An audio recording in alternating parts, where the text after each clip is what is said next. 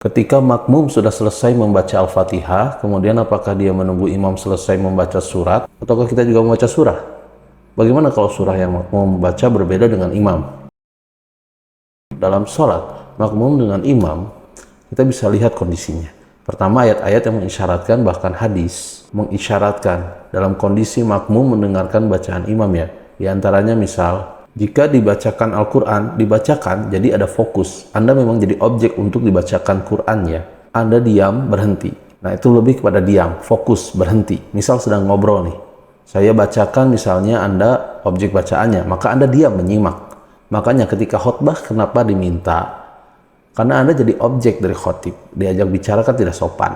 Saya ngajak kepada antum-antum bicara dengan yang lain. Bikin forum, dalam satu forum. Sama ketika Anda dibacakan pada Anda ayat Quran, Anda fokus melihat, mendengarkan, fokus dengar, dan tidak ada fokus paling dalam kecuali saat sholat. Imam membacakan mohon kepada Allah dan bacaannya mewakili Anda.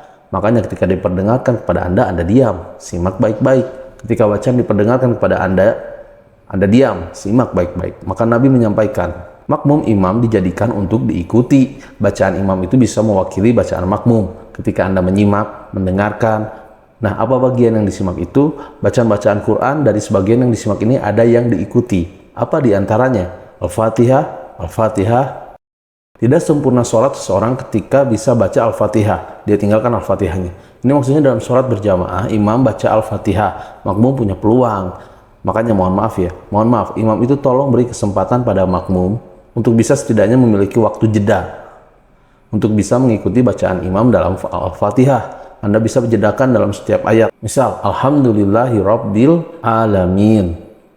Tidak sebentar. Di makmum mengikuti dalam Alhamdulillahi Rabbil Alamin Ar-Rahmanir-Rahim. Misal antum jeda sebentar supaya makmum punya kesempatan untuk membaca Al-Fatihahnya. Batas paling minimal kata para ulama 3 ayat.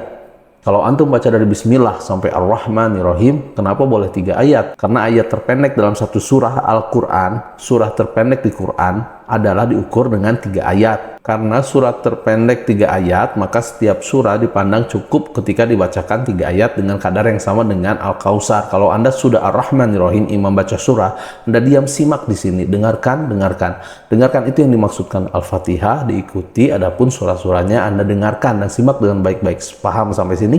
Baik, jika tidak mampu mengikutinya karena sudah ruku, imam ruku Anda nggak usah baca Al-Fatihah. Karena imam itu diikuti, imam ruku, Anda ruku, imam sujud, Anda sujud, jadi begitu. Sekarang persoalannya bagaimana kalau sholat sir? Karena bacaan imam tidak diperdengarkan kepada antum. Maka disinilah ulama berpendapat, satu mengatakan cukupkan dengan Al-Fatihah, karena yang dimintakan Al-Fatihahnya. Maka antum bacakan Al-Fatihah, Al-Fatihah, Al-Fatihah. Jikapun belum imam kemudian turun, antum bisa mengulang Al-Fatihahnya. Yang kedua ini saya lebih cenderung kepadanya. Karena ayat pertama diikat dengan hukum dibacakan. Sedangkan syiar itu tidak diperdengarkan kepada makmumnya. Maka dari itu setelah antum kemudian bacakan surat Al-Fatihah, antum bisa kemudian bacakan surat-surat yang sekiranya bisa menunggu imam sampai dengan dia ruku. Ustaz, bagaimana kalau bacaan makmum beda dengan imam? Tahu dari mana antum bisa sama dan bedakan? Imam nggak kasih tahu karena nggak dibacakan kepada makmum. Nggak bisa antum mau ruku imam, bacaannya sama dengan yang sholat. Di situ nggak ada masalah perbedaan itu. Sepanjang masih dalam rukun yang sama, nggak ada masalah. Sama dengan begini, antum mau turun sujud, imam pakai lutut, antum pakai telapak tangan, salah nggak?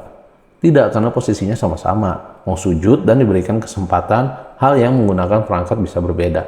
Yang penting turun sujud, jadi tidak harus imam pakai lutut. Antum pakai lutut tidak bisa pakai lutut. Antum bisa pakai telapak tangan, bergantung pada kemudahan kita. Imam telapak tangan, antum pakai lutut. Yang salah imam pakai lutut, antum pakai kepala, itu yang salah.